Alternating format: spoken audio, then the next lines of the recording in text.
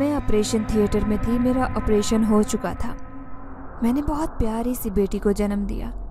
Doctor ने जब तक मुझे ये खबर सुनाई, मुझे समझ नहीं आ रही थी कि मैं खुश हूँ या उदास। अगर तो अपनी ख्वाहिशात को देखती तो मैं बेहद खुश थी, और अगर अपनी सास की बातों के बारे में सोचती तो बेहद परेशान हो जाती। वो तो पहले ही मुझे जीने नहीं देती थी। अब जब उन्हें इस बात का पता चलेगा कि मैंने बेटी को जन्म दिया है, तो जाने वो मेरे साथ क्या करेंगी। लेकिन उस वक्त ये सब कुछ सोचने का टाइम नहीं था। मुझे ऑपरेशन थिएटर से जैसे ही इमरजेंसी में शिफ्ट कर दिया गया। मेरा भी बहुत ज़्यादा बीपी हाई था।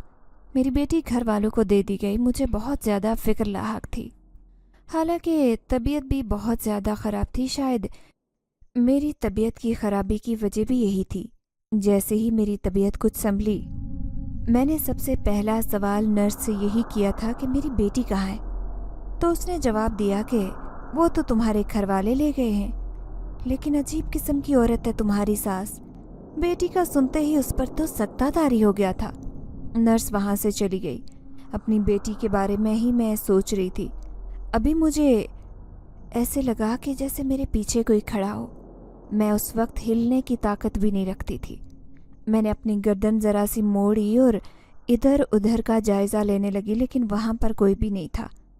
फिर सामने खड़े शख्स पर जैसे ही मेरी नज़र पड़ी, मेरी तो चीखें निकल गई, क्योंकि वो कोई। मेरा नाम फरीहा है। मैं एक मिडिल क्लास फैमिली से ताल्लुक़ रखती हूँ, लेकिन तीनों भाइयों की इकलौती बहन होने की वजह से अपने घर की लाडली बेटी थी। तीनों भाई मुझसे बड़े थे। हमारी फैमिली में लड़कियों को ज़्यादा पढ़ाने का रिवाज नहीं था, लेकिन मैं पढ़ना चाहती थी।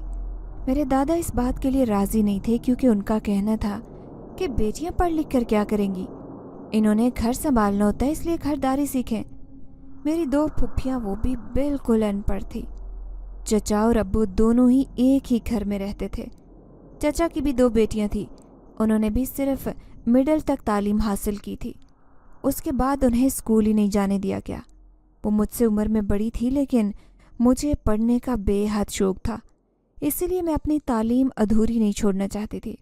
मैंने अपने अब्बा से मिन्नत समाजित की कि मैं आगे पढ़ना चाहती हूँ। मिडिल करवाने के बाद दादा के कहने पर मुझे भी स्कूल छुड़वा लिया गया, लेकिन मैं बहुत उदास रहने लगी थी। मेरे सबसे बड़े भाई, जो मुझसे बेहद मोहब्बत करते थे, मुझे इस हालत में देखकर दादा और अब्बा को मनाने में लग गए कि इसे पढ़ने दिया जाए। हाँ, हम इसे शहर नहीं पढ़ने भेजेंगे, यहाँ करीब ही एक छोटा सा प्राइवेट स्कूल है। वो हमारे मोहल्ले के मास्टर साहब की बेटियों ने घर में ही खोला हुआ था। वहाँ गांव की कुछ लड़कियाँ तालीम हासिल करती थी। बड़े भाई ने मुझे भी उसी छोटे से स्कूल में दाखिल करवा दिया। वो स्कूल ज़्यादा बड़ा तो नहीं था, और न ही पढ़ाने वाले असातिज़ा ज़्यादा पढ़े लिखे थे। मास्टर साहब की दोनों बेटियों ने एफए किया था और स्कूल खोल लिया, लेकिन मैं मेहनती थी। मैंने दिन रात मेहनत की और मैट्रिक में अपनी पूरी तहसील में फर्स्ट डिवीज़न हासिल की थी। मेरी इतनी अच्छी पोजीशन देखकर पूरा मोहल्ला मुझ पर रश कर रहा था। मेरे भाइयों और बाकी घर वालों का भी सर फख्र से ऊंचा हो गया था। अब मेरे चचा चाहते थे कि मैं आगे तालीम हासिल करूं, हालांकि अब्बा और दादा अभी भी मेरी तालीम के ख़िलाफ़ थे। जबकि बड़े भाई और चचा के ज़ोर देने पर मुझे शहर कॉलेज में दाखिल करवा दिया गया। मैंने कॉलेज से ICS किया और बहुत अच्छे नंबर्स हासिल किए। मैं आगे तालीम हासिल करना चाहती थी, लेकिन यूनिवर्सिटी भेजने के लिए मेरे घर वाले राज़ी नहीं थे, इसीलिए मुझे एक प्राइवेट कॉलेज में दाखिल करवा दिया गया। अब घर वालों का एतमाद मुझ पर बढ़ गया था, जिसकी वजह से जो लोग पहले मेरी तालीम के ख़िलाफ़ थे, अब वो भी चाहते थे कि मैं पढ़ लिख कर कुछ बन जाऊं। सबके मेहनत और कोशिशों की वजह से मैंने BS बहुत अच्छे GPA में पास किया था। मैं आगे MPhil करना चाहती थी, लेकिन उन्हीं दिनों मेरे घर वालों पर मेरी शादी का भूत सवार हो गया। मेरे दादा चाहते थे कि चचू की बेटियों के साथ ही मेरी भी शादी कर दी जाए। चचू का बड़ा बेटा इंजीनियर था। हम लोग और चचू लोग चूँकि एक ही घर में रह रहे थे, बचपन से लेकर अब तक बड़े होने तक मुझे यही सबक दिया गया था कि हम आपस में बहन भाई हैं, इसीलिए हम एक दूसरे को बहन भाई ही समझते थे। लेकिन जब चचा ने मेरा रिश्ता मांगा, मुझे उस रिश्ते पर एतराज़ था, क्योंकि मैं अपने कज़न फ़िरोज़ से शादी नहीं करना चाहती थी, کیونکہ میں نے بچپن سے لے کر بڑے ہونے تک اسے ہمیشہ بھائی کی نظر سے دیکھا تھا، اور اسے بھائی ہی بولتی تھی۔ یہ بات اس کے لیے بھی مشکل تھی کیونکہ وہ اپنی یونیورسٹی میں ایک لڑکی کو پسند کرتا تھا اور میں اس کی رازدار تھی۔ اسی لیے ہم دونوں نے طے کر لیا کہ ہم دونوں آپس میں شادی نہیں کریں گے۔ چچا اور ابا کو اس بات پر بہت زیادہ غصہ آیا تھا کیونکہ میرے کزن نے کہہ دیا تھا کہ میں ہمیشہ سے اسے چھوٹی بہن سمجھتا آیا ہوں، اسی لیے اب اس سے شادی کیسے کر لوں۔ ادھر چچا اور ابا راضی نہیں تھے۔ میں تو خاموشی ہی پکڑ چکی تھی۔ میں نے نہ ہی نہ کی اور نہ ہی ہاں، کیونکہ مجھے پتا تھا کہ فیروز بھائی سب کچھ ہینڈل کر لیں گے، اور ایسا ہی ہوا۔ وہ ثابت قدم رہے اور اس لڑکی کے ساتھ رشتے کی بات کی جسے وہ پسند کرتے تھے۔ فیروز بھائی کا ان کی کلاس فیلو کے ساتھ رشتہ طے ہو گیا تھا۔ اب گھر والے میرا رشتہ ڈھونڈنے میں لگے ہوئے تھے۔ بہت سے رشتہ داروں میں پڑھے لکھے لڑکے تھے، لیکن وہ فیروز جیسا لڑکا ڈھونڈتے تھے۔ انہیں لگتا تھا کہ ہماری بیٹی پڑھ لکھ گئی ہے، اس کے لیے کوئی اچھا رشتہ ہونا چاہیے۔ بہت زیادہ رشتے دیکھے لیکن میرے لیے انہیں کوئی رشتہ پسند ہی نہیں آیا۔ دادا کو اس بات پر بہت غصہ آتا تھا۔ انہیں لگتا تھا کہ ضروری نہیں کہ اگر لڑکی پڑھی لکھی ہے تو اس کو لڑکا بھی پڑھا لکھا ہی ملے، بس شریف ہونا چاہیے، خاندانی ہونا چاہیے اور بیٹی کی شادی کر دو۔ کئی دفعہ اس بات پر چچا جان اور بڑے بڑے بھائی کی دادا سے تکرار ہوئی۔ پھر ایک دن ہی ہمارے محلے میں ایک آدمی نے، جو کہ دادا کے بہت گہرے دوست تھے، انہوں نے ایک رشتہ بتایا۔ وہ لڑکا زیادہ پڑھا لکھا نہیں تھا۔ اس نے ہمیں بتایا کہ اس نے FA کیا ہوا ہے اور اپنا کاروبار کر رہا ہے۔ دادا کو اس رشتے پر کوئی اعتراض نہیں تھا، لیکن میرے بھائی اور چچا اس رشتے پر راضی نہیں تھے۔ لیکن دادا جب اپنی پر آ جاتے وہ کہاں کسی کی سنتے۔ انہوں نے میرا رشتہ فواد کے ساتھ طے کر دیا۔ فواد دوسرے علاقے کے ایک گاؤں میں رہتا تھا۔ دادا کا وہ بہت دوست تھا جو یہ رشتہ کروا رہا تھا۔ دادا اس پر بہت زیادہ یقین کرتے تھے۔ دادا نے ہر چیز اس پر چھوڑ دی اور بولے کہ بس لوگ شریف ہونے چاہیے۔ انہوں نے یہ گارنٹی دی کہ بہت اچھے لوگ ہیں، شریف بھی ہیں اور لڑکا بھی بہت نیک ہے۔ گھر والے جب میری منگنی کرنے کے لیے گئے، بھائیوں پر تو دیکھ کر ہی سکتہ طاری ہو گیا، کیونکہ ان کا کہنا تھا کہ وہ لڑکا کسی بھی طرح میرے قابل نہیں ہے۔ مجھے بھی اس رشتے پر اعتراض تھا کیونکہ میں اپنی یہ کزن کو پسند کرتی تھی۔ یہ میری پھپھو کا بیٹا تھا جو پڑھا لکھا تھا، لیکن اس کے پاس اس وقت کوئی جاب نہیں تھی۔ لیکن یہ بات میں اپنے گھر والوں کو نہیں بتا سکتی تھی، کیونکہ میں جانتی تھی کہ اگر میں نے یہ بات بتا دی تو میرے لیے بہت سارے مسائل کھڑے ہو جائیں گے۔ نہ جانے میرے ساتھ کتنی لڑکیوں کے لیے تعلیم کے راستے بند کر دیے جائیں گے، کیونکہ ہمارے خاندان میں بیٹیوں کے لیے پسند کی شادی کرنا گناہ تھا۔ میں بس یہی گناہ نہیں کرنا چاہتی تھی، اسی وجہ سے خاموشی کے ساتھ اپنے گھر والوں کے کیے رشتے پر راضی ہو گئی تھی۔ حالانکہ لڑکے کی تصویر دیکھتے ہی مجھے سمجھ نہیں آ رہی تھی کہ میں کس طرح زندگی گزاروں گی۔ وہ نہ تو شکل و صورت کا اتنا اچھا تھا، نہ ہی پڑھا لکھا تھا، پرسنالٹی بالکل زیرو تھی۔ لیکن دادا جان اپنی ضد پر اٹکے ہوئے تھے کہ اگر میرے بھائی وہاں پر میرے رشتے کے لیے نہ مانے تو وہ دادا کا مرا ہوا منہ دیکھیں گے۔ دادا کی اس دھمکی کی وجہ سے پورا گھر پریشان ہو گیا۔ میں رو رو کر بے حال ہو گئی تھی۔ دونوں اطراف سے منگنی ہو چکی تھی، لیکن میرا دل وہاں شادی کے لیے نہیں مانتا تھا۔ لیکن پھر میں نے خود کو سمجھایا کہ شاید میری قسمت میں یہی لکھا ہے۔ مجھے اپنی قسمت کے ساتھ لڑنا نہیں چاہیے اور چپ چاپ اس کو قبول کر لینا چاہیے۔ یہی سوچتے ہوئے میں فوراً سے فواد کے ساتھ شادی کے لیے دل سے راضی ہو گئی۔ جب میری اور فواد کی شادی طے ہوئی، میری ایک کزن کی مدد سے فواد نے میرے ساتھ بات کرنا چاہی۔ نہ جانے کیوں وہ مجھ سے بات کرنا چاہتا تھا، لیکن میں شادی سے پہلے اس سے بات نہیں کرنا چاہتی تھی۔ لیکن کزن کے فورس کرنے پر میں نے فواد سے ایک دو دفعہ ٹیکسٹ میسج پر بات کی۔ بات چیت کرنے سے مجھے اتنا تو پتہ چل گیا تھا کہ فواد اچھا لڑکا ہے۔ وہ زیادہ پڑھا لکھا نہ صحیح، لیکن دل کا کافی اچھا ہے۔ میرے بارے میں اکثر میرے بھائی امی پریشان رہتے تھے کیونکہ میرے سسرال والوں میں سبھی لوگ ان پڑھ تھے۔ ان کے بات کرنے کا طریقہ، ان کے رہن سہن کا طریقہ، سب چیزیں ہماری فیملی سے بالکل الگ تھی۔ لیکن دادا کو لگتا تھا کہ وہ بہت شریف لوگ ہیں، اسی لیے میں وہیں خوش رہوں گی۔ ماں کا رو رو کر برا حال ہو گیا تھا۔ میں نے ماں کو تسلی دی کہ جو میری قسمت میں لکھا ہے وہ مجھے مل کر رہے گا، اس لیے آپ کو رونے پیٹنے کی ضرورت نہیں ہے۔ جب آپ کے خاندان میں بیٹیوں کو اتنا حق ہی نہیں دیا جاتا کہ وہ اپنی مرضی بتا دیں یا ان سے ان کی مرضی پوچھ لی جائے، تو پھر کیا فائدہ رونے دھونے کا؟ کیونکہ آج تک بہت سی لڑکیاں ایسی قربانیاں دیتی آئی ہیں، اور میں بھی دوں گی، اپنے گھر والوں کے لیے، آپ کے لیے، آپ کی خوشیوں کے لیے، اور ان لڑکیوں کے لیے جو پڑھ لکھ کر کچھ بننا چاہتی ہیں۔ کیونکہ میں جانتی ہوں کہ اگر میں نہ کروں گی تو دادا جان آپ کو بھی اس گھر میں نہیں رہنے دیں گے۔ اس دن مجھے گلے لگا کر امی خوب روئی تھی۔ کچھ ہی دن بعد میری اور فواد کی ڈیٹ فکس ہو گئی تھی۔ ادھر چچا کے بیٹا اور بیٹی دونوں کی شادی تھی۔ چچا کی بیٹی ان پڑھ تھی، لیکن وہ میرے دور کے تیزات کے ساتھ بیاہ کر کے جا رہی تھی۔ وہ زیادہ پڑھا لکھا تو نہیں تھا، لیکن ہاں اس کے گھر والے بہت اچھے تھے۔ اس کا اپنا باہر کاروبار تھا اور وہ کافی کھاتے پیتے خاندان سے تھا۔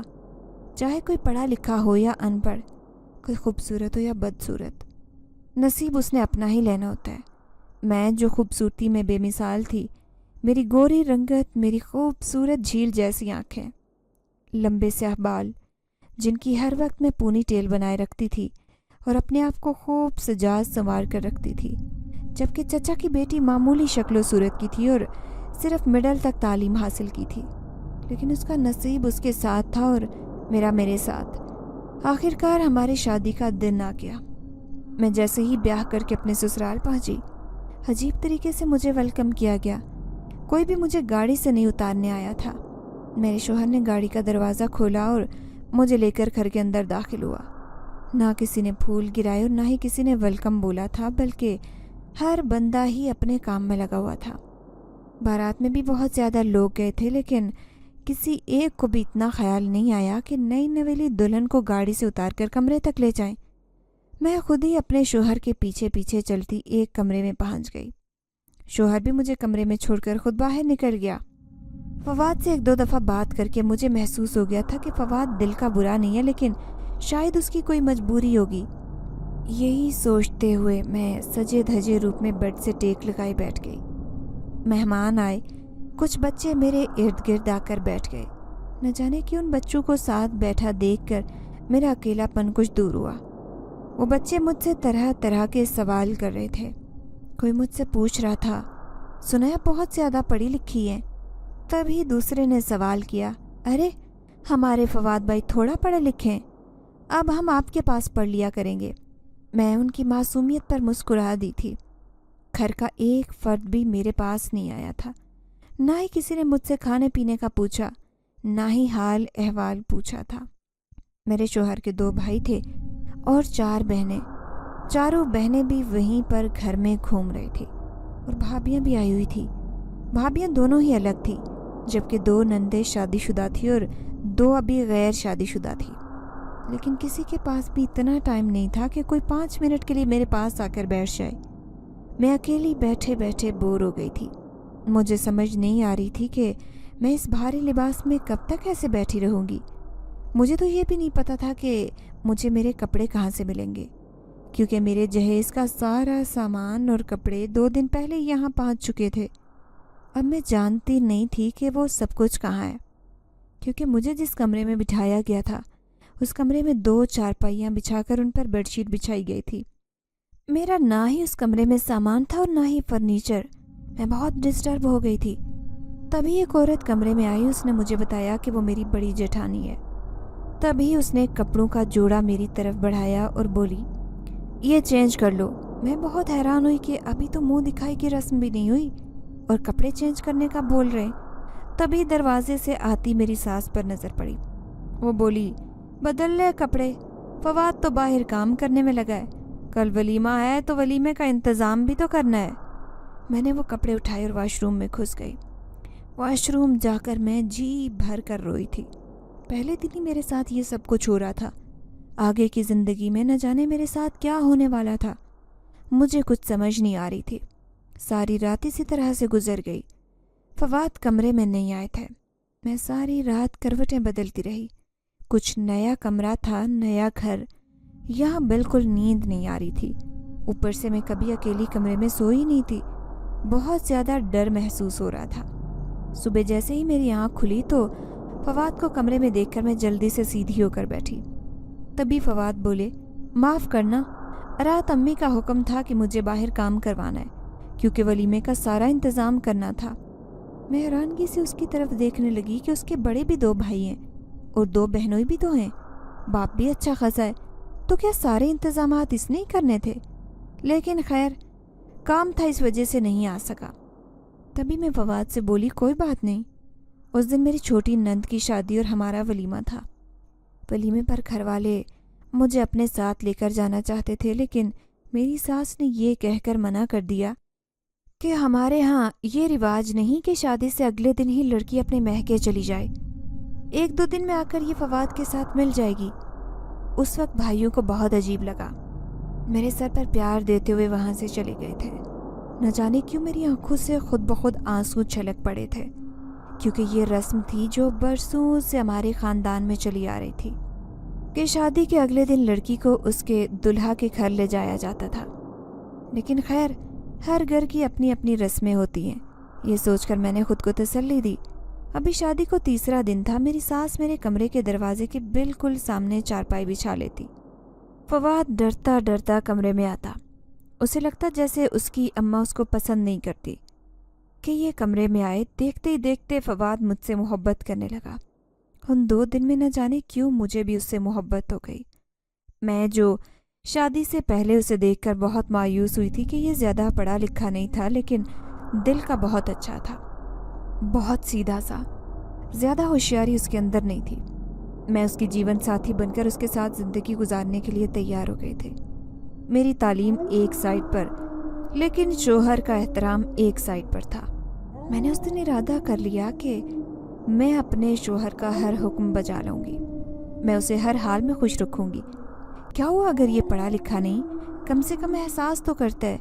لیکن اس کے احساس کا کیا فائدہ تھا جب وہ ایک ایک بات اپنی ماں کی مانتا، جیسے وہ کہتی ویسے وہ کرتا، لیکن مجھے اس سے کوئی گلہ نہیں تھا۔ ابھی شادی کا 3 دن تھا کہ کسی نے زوردار آواز سے دروازہ کھٹکھٹایا۔ فواد نے مجھے جگایا کہ دروازے پر دیکھوں کہ کون ہے۔ میں نے جیسے ہی دروازہ کھولا، میری ساس دروازے پر کھڑی تھی اور بولی، مہارانی صاحبہ، اب تک سو رہی ہو؟ اٹھ کے ناشتہ بنا لو، میری بیٹیوں کو صبح اٹھنے کی عادت نہیں ہے۔ اس سے پہلے میں ہی ناشتہ بناتی تھی اور سارے کام کرتی، لیکن اب بوڑھی ہو گئی ہوں، بیٹے کی شادی کر دیا، کوئی تو فائدہ ہو، اٹھ کے سب گھر والوں کے لیے ناشتہ بناؤ۔ میں نے اس بات میں سر ہلایا اور اپنے کام میں جٹ گئی۔ سب کے لیے ناشتہ بنانے کے بعد سارے برتن سمیٹے اور پورے گھر کی صفائی کی تھی۔ مجھے لگتا تھا کہ فواد کو بھی اس سے کوئی غرض نہیں کہ میں اتنے کام کر رہی ہوں، کام کرنے سے ویسے بھی انسان کی صحت اچھی ہوتی ہے۔ یہی سوچ کر خوشی خوشی سارے کام نپٹا دیے۔ اپنے گھر اتنے لاڈ پیار سے پلی تھی کہ کبھی کام کو ہاتھ تک نہیں لگایا تھا، اور ہمارے گھر تو صفائی کرنے والی اور کپڑے دھونے والی آنٹی آیا کرتی تھی جنہیں ہم تنخواہ دیا کرتے تھے۔ یہاں تو سارے کام خود ہی کرنے تھے، لیکن مجھے اپنے سسرال والوں کے دل جیتنے تھے، اسی لیے میں سارے کام خوشی خوشی کر دیتی، لیکن پھر بھی نہ جانے کیوں میری ساس اور نندے ذرا ذرا سی بات پر مجھے تانے دینے لگتی۔ تھوڑے دن بعد مجھے پتہ چلا کہ فواد کوئی کاروبار نہیں کرتا، بلکہ اس نے تو 2 بھینسیں رکھی ہوئی ہیں جن کو سنبھالتا ہے، جبکہ دوسرے بھائی اپنے کاروبار میں لگے ہوتے ہیں۔ وہ ان بھینسوں کا دودھ بیچتا اور جتنے بھی پیسے ہوتے لا کر ماں کے ہاتھ میں تھماتا، اور اس کے بعد 20 یا 30 روپے لینے کے لیے بھی ماں کے آگے ہاتھ پھیلاتا۔ ماں کا دل چاہتا تو دے دیتی، نہیں تو کہہ دیتی کہ میرے پاس نہیں ہے، کماتے ہی کتنا ہو۔ لیکن میں پڑھی لکھی تھی، کسی کے آگے ہاتھ نہیں پھیلانا چاہتی تھی۔ میں نے نوکری کرنا چاہی۔ میری ساس اس کے لیے راضی نہیں تھی، لیکن میں نے فواد کو راضی کر لیا۔ فواد بھی مجبور تھے کیونکہ وہ مجھے 1 روپیہ بھی خرچ کرنے نہیں دیتے۔ اب میرے بھی کچھ اخراجات تھے، اپنے میکے والوں کے سامنے مجھے اپنے شوہر کی عزت رکھنی تھی۔ آخرکار وہ میرا سرتاج تھا۔ میں نے ایک اسکول میں جاب شروع کر لی، لیکن اسکول جانے سے پہلے مجھے گھر کے سارے کام نپٹانا ہوتے، کیونکہ میری ساس نے جاب کرنے کے لیے یہی شرط رکھی تھی کہ کسی بھی کام کو میں نے اور میری بیٹیوں نے ہاتھ نہیں لگانا۔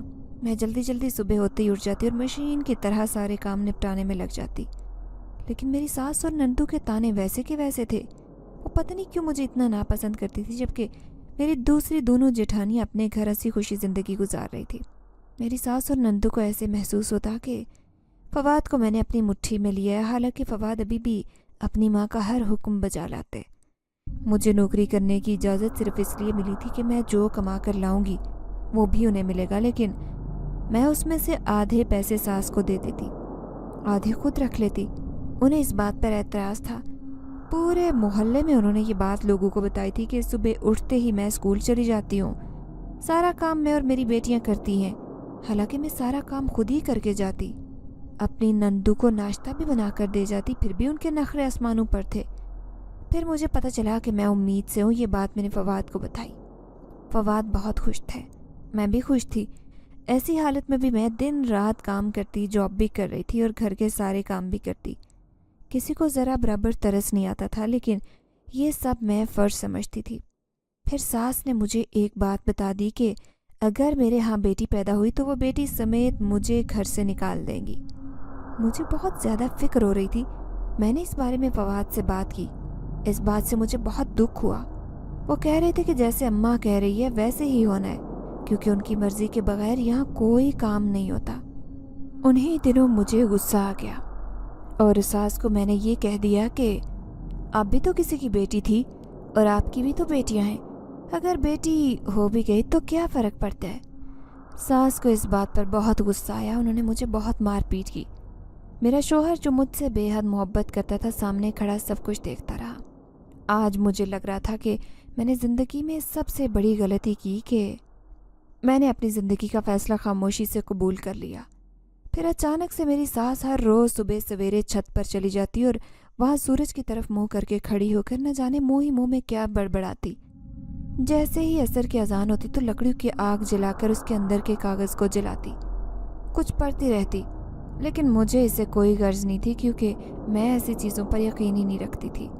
मुझे एक हमसाई ने बताया कि मेरी सास एक पीर बाबा के दरबार पर जाती हैं, जहाँ वो शुरू से ही जाया करती थी। एक दो दफ़ा मुझे भी ले गई। उन्हीं दिनों मेरी तबीयत ख़राब रहने लगी, लेकिन मैं यही सोचती कि प्रेगनेंसी में ऐसा अक्सर हो जाता है।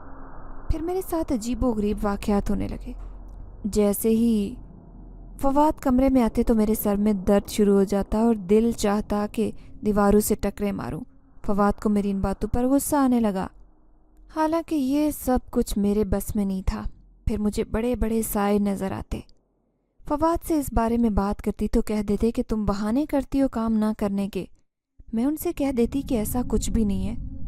फिर जब वो घर से चले जाते तो मेरी तबीयत अचानक से ठीक हो जाती। मुझे समझ नहीं आती थी कि आखिर मेरे साथ ऐसा क्यों होता है। एक रात मेरी तबीयत बहुत ज़्यादा ख़राब हो गई। जैसे ही अस्पताल ले जाया गया, डॉक्टर ने बताया कि कुछ पेचीदगियों की वजह से ऑपरेशन करना पड़ेगा। मेरी सास ने मेरे मैके वालों को फ़ोन कर दिया कि वो आकर अस्पताल का खर्चा उठाए। हालांकि पूरे 1 साल में मेरी सास ने मुझे मेरे माँ बाप के घर जाने के लिए एक दिन भी इजाज़त नहीं दी थी। एक दिन की इजाज़त थी, वो भी सिर्फ 1 घंटे के लिए। मैं फवाद के साथ गई। उस दिन मुझे भाइयों ने फवाद के साथ जाने से मना कर दिया कि जब तुम्हारी ज़िंदगी इतनी मुश्किल है तो तुम उसे छोड़ दो, हम तुम्हारी शादी कहीं और कर देंगे। उस दिन मैंने उनसे ये बात की कि अब कितनी आसानी से आप लोगों ने कह दिया कि मैं तलाक ले लूँ। मैं ऐसा नहीं करूँगी, मैंने शादी को दिल से कबूल किया है। अब मैं फवाद को नहीं छोड़ सकती, सब कुछ बर्दाश्त करना पड़ेगा। घर वाले भी शायद मेरी यहाँ शादी करने पर बहुत पछता रहे थे, लेकिन अब क्या फ़ायदा था। खैर, घर वाले उस दिन अस्पताल पहुँच गए। मैं ऑपरेशन थिएटर में थी। मेरा ऑपरेशन हो चुका था। मेरे यहाँ एक बहुत प्यारी सी बेटी पैदा हुई। डॉक्टर ने मुझे ये खबर सुनाई तो मुझे समझ नहीं आ रही थी कि मैं खुश हूँ या उदास। मैं अपनी ख्वाहिश को देखती तो बहुत खुश होती, अगर अपनी सास की बातों के बारे में सोचती तो बेहद परेशान होती। वो तो पहले ही मुझे जीने नहीं देती थी, और अब जब उन्हें इस बात का पता चलेगा कि बेटी पैदा हुई है तो न जाने मेरे साथ क्या करेंगी। लेकिन उस वक्त ये सब सोचने का टाइम नहीं था। मुझे ऑपरेशन थिएटर से सीधा इमरजेंसी में शिफ्ट कर दिया गया, क्योंकि मेरा बीपी बहुत ज़्यादा हाई था। उस वक्त भी मुझे फ़िक्र अपनी बेटी की थी, हालांकि तबीयत भी ख़राब थी। शायद मेरी तबीयत की ख़राबी की वजह यही थी। जैसे ही मेरी तबीयत संभली तो मैंने पहला सवाल नर्स से यही किया था कि मेरी बेटी कहाँ है। तो उसने जवाब दिया कि वो तो तुम्हारे घर वाले ले गए, लेकिन अजीब किस्म की औरत है तुम्हारी सास। बेटी का सुनते ही उस पर सख्ता तारी हो गया। اتنی بات کہہ کر وہاں سے وہ چلی گئی تھی۔ اب میری طبیعت کافی بہتر تھی، لیکن میں اپنی بیٹی کے لیے فکر مند تھی۔ تبھی مجھے ایسا محسوس ہوا کہ کوئی میرے پیچھے کھڑا ہے۔ میرے اندر اس وقت ہلنے کی بھی طاقت نہیں تھی۔ میں نے سر گھما کر ادھر ادھر کا جائزہ لیا، لیکن یہاں کوئی بھی نہیں تھا۔ پھر سامنے والا شخص، اس پر جیسے ہی میری نظر پڑی تو میری تو چیخ نکل گئی، کیونکہ وہ کوئی انسان نہیں تھا، بلکہ اس کا نیچے والا حصہ انسانوں کی طرح تھا، جبکہ اوپر شکل انتہائی بھیانک تھی۔ لٹکتی ہوئی جلد، بڑے بڑے دانت، سر پر 2 سینگ۔ میرا پہلے ہی بی پی بڑی مشکل سے ٹھیک ہوا تھا، اسے دیکھتے ہی میرے دل کو کچھ ہونے لگا۔ ایسے لگ رہا تھا جیسے میری سانس رک جائے گی اور میں ابھی مر جاؤں گی۔ میرے پاس اس وقت کوئی بھی نہیں تھا۔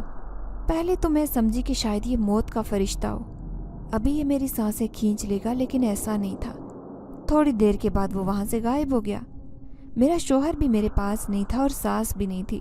میرا بھائی اور امی آئے تھے، یہ مجھے ملے اور انہوں نے بتایا کہ میری ساس میری بیٹی کو ساتھ لے جانے کے لیے تیار نہیں تھی، اسی لیے میری بھابھی اسے اپنے گھر لے گئی ہیں۔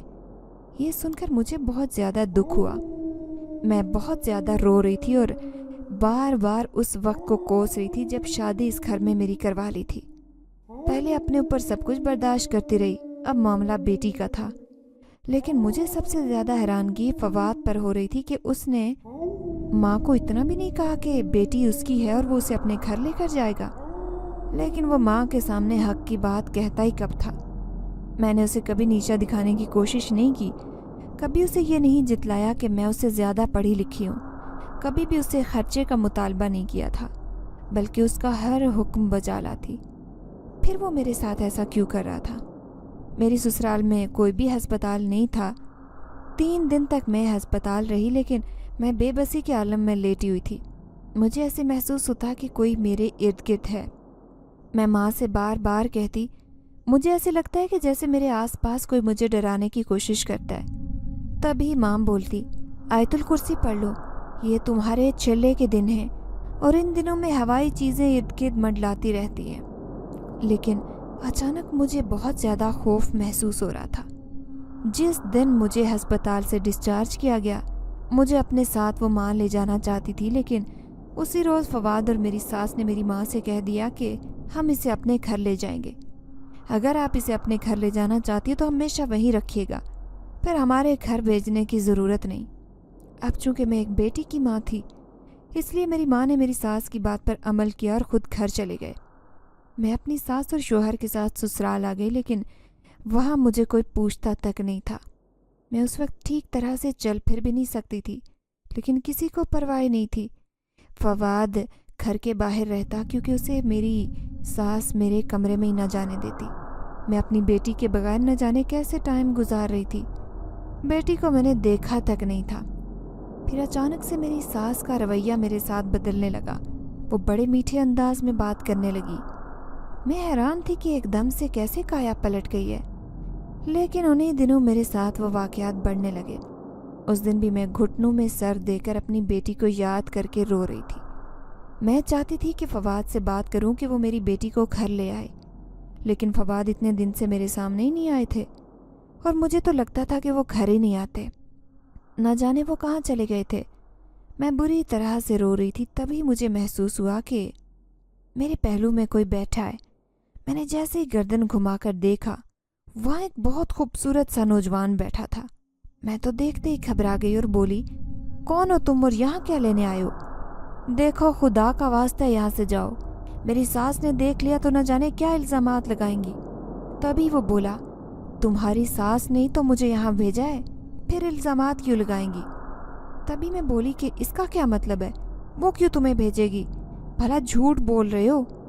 تو وہ بولا کہ یہ تو میں ابھی نہیں بتا سکتا، لیکن تمہیں یہ ضرور بتا سکتا ہوں کہ تم ایک خوبصورت لڑکی ہو۔ تمہارے شوہر نے تو آج تک کبھی تمہاری تعریف نہیں کی، ویسے بھی اب تمہاری خوبصورتی کم پڑ گئی ہے۔ میری خوبصورت گوری رنگت پیلی زرد پڑ گئی تھی، میری خوبصورت آنکھوں کے گرد گہرے سیاہ حلقے پڑ گئے تھے۔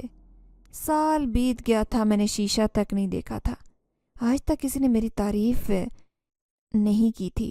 نہ جانے کیوں مجھے ابھی غصہ آیا، تبھی میں بولی کہ تم کون ہو، یہاں سے چلے جاؤ، میں تمہیں نہیں جانتی۔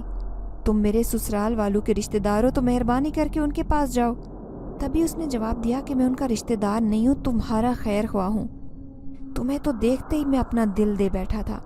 بے قدرے لوگوں کے ساتھ رہ کر کیوں اپنی قدر گنوا رہی ہو؟ چلو میرے ساتھ، تمہیں شہزادیوں کی طرح رکھوں گا۔ اتنی بات کہتے ہی اس نے جیسے ہی میرا ہاتھ پکڑنے کی کوشش کی، مجھے ایسے لگا کہ جیسے اس کے ہاتھ سے آگ نکل رہی ہو۔ میں نے ایک دم سے اپنا بازو چھڑایا اور بولی، خدا کا واسطہ یہاں سے چلے جاؤ۔ میری ساس نے دیکھا تو قیامت برپا ہو جائے گی، مجھے زندہ نہیں چھوڑے گی۔ پہلے ہی پریشان ہوں، مجھے مزید پریشان مت کرو۔ تبھی باہر سے ساس کی آواز سنائی دی۔ وہ بڑے ایک رخت لہجے میں بول رہی تھی، جب سے یہ منوس ہمارے گھر میں آئی ہے، نئے سے نیا واقعہ ہو رہا ہے۔ میں ایک دم پریشان ہو گئی کہ آخر کیا ہو گیا ہے۔ تبھی وہ کمرے میں داخل ہوئی تو میں یہ دیکھ کر حیران رہ گئی کہ وہ جو نوجوان ابھی یہاں بیٹھا تھا وہ غائب تھا۔ میری ساس دروازے میں کھڑی اونچی اونچی آواز میں کہہ رہی تھی کہ منوس، جب سے تیرے قدم اس گھر میں پڑے ہم پر سختیاں ہی آ رہی ہیں، نہ جانے کیسے ناپاک پاؤں ہیں تیرے۔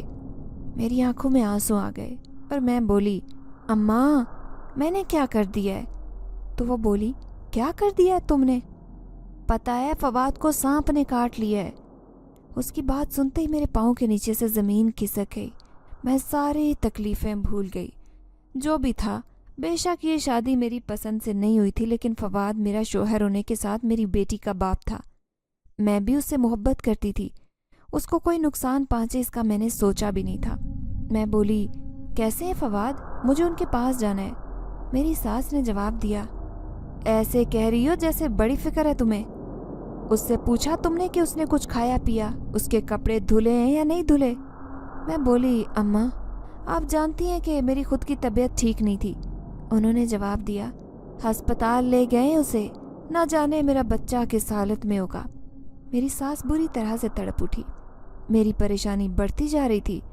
اس سے کچھ دن پہلے فواد کا ایکسیڈنٹ ہو گیا تھا، جہاں اسے کافی زیادہ چوٹیں لگی تھی۔ سچ ہی تو کہہ رہی تھی میری ساس، ہر روز نئی مصیبت آ رہی تھی۔ کیا سچ میں میری ساس صحیح کہتی ہیں کہ جب سے میں آئی ہوں تب سے ایسے واقعات ہو رہے ہیں؟ نہیں، ایسا نہیں تھا۔ یہ واقعات تو 2-3 مہینے سے ہو رہے تھے۔ اس سے پہلے تو میں بالکل سب کچھ ٹھیک ٹھاک چل رہا تھا۔ میری ساس بھی گھر سے چلی گئی۔ اس وقت میں گھر میں اکیلی تھی اور پریشانی سے برا حال تھا کہ نہ جانے فواد کا کیا ہوگا، یہ سب کیسے ہو گیا۔ میری بیٹی کا باپ ہے فواد، بیٹی تو پہلے ہی میرے پاس نہیں ہے۔ یا اللہ مجھ سے فواد کو بھی نہ چھین لینا، وہ خیر خیریت سے گھر واپس لوٹ آئیں۔ میں بے بسی سے رو رہی تھی۔ میں نے اپنے آنسو پوچھتے ہوئے جیسے ہی سامنے دیکھا، اب پھر سے وہ نوجوان وہاں بیٹھا تھا۔ مجھے دیکھتے ہی بولا، ایسے خود غرض لوگوں کے لیے کیوں آنسو بہا رہی ہو جنہیں تمہارا احساس تک نہیں؟ تبھی میں بولی کہ تم کون اور کہاں سے آتے ہو اور پھر چلے جاتے ہو؟ میں پہلے ہی پریشان ہوں، میرے شوہر کو سانپ نے کاٹ لیا ہے۔ تبھی وہ بولا، پھر یہ تو تمہاری ساس کی سزا ہے۔ میں حیرانگی سے اس کی طرف دیکھنے لگی اور بولی، کیا سزا ہے؟ میری ساس کی سزا اور جزا کا فیصلہ کرنے والا اللہ ہے۔ میرا خدا گواہ ہے کہ میں نے کبھی ساس کو بد دعا نہیں دی، اور فواد تو میرا شوہر ہے، میری بیٹی کا باپ ہے، اس کے لیے میں نے کبھی برا نہیں سوچا۔ تو وہ بولا، میں جانتا ہوں تم ایک اچھی اور نیک دل کی لڑکی ہو، لیکن جن کے دل سیاہ ہوتے ہیں وہ دوسروں کے بارے میں ہمیشہ غلط سوچتے ہیں۔ جو کسی کے لیے گڑھا کھودتا ہے وہ خود اس میں گر جاتا ہے۔ تمہاری ساس اور شوہر کے ساتھ بھی وہی ہوا جس کے مستحق تھے، کیونکہ ہم جو آج بوئیں گے وہی کاٹیں گے۔ اس کی باتیں مجھے حیران کر رہی تھی۔ میں بولی، صاف الفاظ میں کہو کیا کہنا چاہتے ہو؟ اس نے جواب دیا کہ میں کچھ نہیں کہنا چاہتا، اتنا کہنا چاہتا ہوں کہ میرے ساتھ چلو، میں تم سے محبت کرتا ہوں اور فواد تم سے کوئی محبت نہیں کرتا۔ جو مرد اپنی بیوی کے حق کے لیے نہ بول سکے، اس کے حقوق نہ دلوا سکے، وہ تو مرد کہلانے کے لائق نہیں۔ نہ جانے کیسی عورتیں ہوتی ہیں جو ایسے لوگوں کے ساتھ اپنی زندگی گزارنے کے لیے تیار ہو جاتی ہیں۔ میں بولی، تم کون ہوتے ہو ہمارے ذاتی معاملات میں بولنے والے؟ میں شوہر کے ساتھ خوش ہوں۔ وہ بولے، جو اپنی بیٹی کی جدائی کاٹ رہی ہو، کیا تمہیں یہ برداشت ہو رہا ہے؟ اور دیکھو تمہارا شوہر کتنا خود غرض نکلا، اس نے ایک دفعہ بھی نہیں سوچا کہ اس کی اپنی بیٹی ہے، اس نے یوں دوسروں کے ہاتھوں میں دے دیا اسے۔ تبھی میں بولی، تم مجھے میرے شوہر سے بدزن کرنا چاہتے ہو؟ آخر کون ہو؟ وہ بولا کہ میں جو کوئی بھی ہوں، میں تو بس تم سے شادی کرنا چاہتا ہوں۔ میں چاہتا ہوں کہ تم فواد سے طلاق لو۔ मैं उसे घूरते हुए देखने लगी और बोली, दफ़ा हो जाओ यहाँ से, मुझे तुम्हारी शक्ल भी नहीं देखनी। तभी वो बोला, देखो मेरी बात का यकीन करो, मैं तो सच में तुमसे मोहब्बत करता हूँ। न जाने क्यों अब लगता है कि सांस लेना भी मुश्किल होगा। तभी मैं बोली कि तुम हो कौन और मुझे कहाँ देखा है कि इतनी मोहब्बत के दावे करते हो। तभी उसने मुझे बताया कि तुम्हारी सास बिल्कुल अच्छी औरत नहीं, वो तुम्हारी बहुत बड़ी दुश्मन है। उसे लगता है कि जब से तुम इस घर में आई हो तुमने आते ही उनका बेटा छीन लिया है। मैं हैरानगी से उस आदमी की तरफ देख रही थी कि ये क्या कह रहा है। वो इस बात में सर हिलाता हुआ बोला, बिल्कुल ठीक कह रहा हूँ, यहाँ पास ही पीर बाबा का दरबार है ना, जानती हो तुम उस दरबार को। तभी मुझे याद आया कि जब मेरी नई नई शादी हुई थी मैं सास के साथ उसी दरबार पर गई थी। मुझे मेरी हमसाई ने भी बताया था कि मेरी सास मुझ पर कोई जादू टूना करवा रही है। मैं बोली, हाँ देखा है पीर बाबा का मज़ार, क्या हुआ उस मज़ार को। तो उसने जवाब दिया कि मैं उस मज़ार पर रहता था, पीर बाबा का एक ख़ास शागिर्द हूँ। ये बात सुनते ही मैं हैरानगी से उसकी तरफ देखने लगी और बोली, लेकिन तुम अचानक से ऐसे मेरे कमरे में कैसे आ जाते हो। तो वो बोला, पीर बाबा ने मुझे अपने एक ख़ास अमल के ज़रिए अपने पास बुलाया था। वो जो लोगों पर दम दरूद करके उनके काम करते हैं वो मेरे थ्रू ही करवाते हैं। लेकिन उस दिन पीर बाबा छुट्टी पर थे क्योंकि गांव में कोई शादी थी, वो वहाँ गए हुए थे। इसलिए उस दिन दम करवाने के लिए मैं ही बैठा था। जब तुम्हारी सास मेरे पास आई और कहा कि मेरी बहू मुझे बहुत बुरी लगती है, उसने आते ही मेरे बेटे को मुझसे छीन लिया, मैं उस पर काला जादू करवाना चाहती हूँ। पहले तो मुझे हैरानगी हुई कि जब बेटे की शादी हो गई है तो बीवी के हुकूक भी तो उसी ने पूरे करने थे। लेकिन चूंकि मेरा ये काम था कि पीर बाबा के बताए हर काम को बजा लाता, क्योंकि मैं उनका गुलाम जिनजात था। फिर तुम्हारी सास ने मुझे तुम्हारी एक तस्वीर दी जिसमें तुम बहुत खूबसूरत लग रही थी। उस तस्वीर को देखते ही मुझे ऐसे लग गया कि जैसे तुम ही हो बरसों से जिसकी मैं तलाश कर रहा हूँ। मुझे कोह काफ से ना तो कोई जिनजादी कभी पसंद आई, ना ही इस दुनिया की कोई आदमजादी पसंद आई, लेकिन तुम वो वाहिद हो जिसे देखते ही मुझे इश्क हो गया। तुम्हारी सास को ये बात मालूम नहीं थी, उसको मैंने मुख्तलिफ बातों में लगाया और वो तुम पर काला जादू करवा रही थी कि जब तुम्हारे पास बच्चा हो तो तुम काले जादू के असर से इस दुनिया से ही चली जाओ ताकि उसका रास्ता साफ हो जाए। मैं हैरानगी से उस जिनजादे को देख रही थी कि ये क्या कह रहा है। मैंने तो आज तक अपनी सास की एक एक बात मानी थी, उसने जो कुछ कहा मैंने वो किया। तभी मैं उससे पूछने लगी कि मेरे शोहर को इस बात का इल्म है। उसने जवाब दिया कि नहीं, उसे इस बात का इल्म नहीं है, लेकिन वो मर्द जो अपनी बीवी को माँ के सामने उसके हुकूक न दिलवा सके तो इसका यही मतलब होता है कि वो जुल्म करने वाले के साथ है। मैंने कहा कि फिर तुम मुझे मरवा देते अपने काले जादू के ज़रिए, क्यों मुझे ज़िंदा रहने दिया। तभी वो बोला, कैसे मरने देता, मैं तो तुमसे प्यार करता हूँ। तुम्हारी सास को मैंने ऐसे तावीज़ बना कर दिए जिनसे तुम्हारी सेहत और अच्छी हो गई। फिर जब तुम्हारी बेटी पैदा हुई तो तुम्हारी सास को बहुत गुस्सा आया। वो दोबारा दरबार पर गई कि उसकी बहू तो सही सलामत है, उसे तो कुछ भी नहीं हुआ। लेकिन मैंने उसे फिर बहाने लगाकर भेज दिया कि उससे प्यार से बात करो, कुछ दिन की मेहमान है। इसलिए मैं तुम्हें तुम्हारी सास से बचाना चाहता हूँ, तुम्हें यहाँ से ले जाना चाहता हूँ, क्योंकि वो तुम्हें किसी भी तरह बेटे की ज़िंदगी में बर्दाश्त नहीं करेगी। अगर काले जादू के ज़रिए वो अपना रास्ता ना साफ करवा सकी तो वो तुम्हें खुद ही मार डालेगी, क्योंकि मैंने उस औरत का जहन पढ़ लिया है। तभी मैं बोली कि तुम दावा कर रहे हो ना कि मुझसे मोहब्बत करते हो, फिर तुम ऐसा क्यों नहीं करते कि कुछ भी करो, तुम ऐसा नहीं करते कि मेरी सास का दिमाग दुरुस्त कर दो, वो बिल्कुल ठीक हो जाए, मेरा शोहर भी ठीक हो जाए, सांप का असर ख़त्म हो जाए, मेरे लिए उनके दिल में जितनी नफ़रत है वो ख़त्म हो जाए, मेरा शोहर इतना बहादुर हो जाए कि वो मेरे हकूक़ व फ़राइज़ में कोताही ना करे। उस वक्त मैंने उस जिनजादे की आंखों में आंसू देखे, उसकी आंखें पानी से भरी हुई थी। तभी वो बोला कि मैं सब कुछ कर सकता हूँ, लेकिन इस दिल का क्या करूँ। तभी मैं बोली कि प्लीज़ मेरे लिए, मेरी बेटी के लिए, तुम कह रहे हो ना कि तुम मुझसे मोहब्बत करते हो, तो मोहब्बत करने वाले एक दूसरे के लिए कुर्बानी देते हैं, तुम ये कुर्बानी मेरे लिए दे दो। मैं अपनी बेटी के बाप के साथ रहना चाहती हूँ, वो भी मुझसे मोहब्बत करता है, सिर्फ अपनी माँ से डरता है। मैंने जिस दिन इस घर में कदम रखा उस दिन कसम खाई थी कि अब यहाँ से मेरा जनाजा ही उठेगा। मैं सच में शौहर से मोहब्बत करती हूँ, मैं उसे नहीं छोड़ सकती। वो मुझे यूं जज्बाती होता देखकर बोला, ठीक है, تمہاری محبت کی خاطر میں قربانی دیتا ہوں۔ جاؤ، کیا یاد کرو گی کہ کوئی جن زیادہ ایسا بھی تھا کہ مجھ پر عاشق ہو کر میری زندگی میں آسانیاں پیدا کر کے گیا۔ اس کی اس بات پر میں مسکرائی اور بولی کہ میں تمہاری ہمیشہ شکر گزار رہوں گی۔ اس کے بعد اس نے میری ساس کو اچھا خاصا سبق سکھایا۔ رات کو اپنی ڈراؤنی شکل میں آ کر اسے ڈراتا اور کہتا کہ اپنی بہو کے ساتھ اچھا سلوک کرو، نہیں تو تمہارا گلا دبا دیا جائے گا۔ اب وہ بہت زیادہ ڈرنے لگ گئی تھی۔ اس دن کے بعد سے میری ساس نے کالا جادو کرنا بھی چھوڑ دیا۔ اب میرے ساتھ وہ انتہائی شفیق اور مہربان لہجے کے ساتھ بات کرتی تھی۔ میرا شوہر تو پہلے ہی مجھ سے محبت کرتا تھا، لیکن صرف ڈرتا تھا۔ اب وہ سب کے سامنے کھل کر بولنے لگ گیا۔ جہاں میرے ساتھ زیادتی ہوتی وہاں اپنا فرض ادا کرتا۔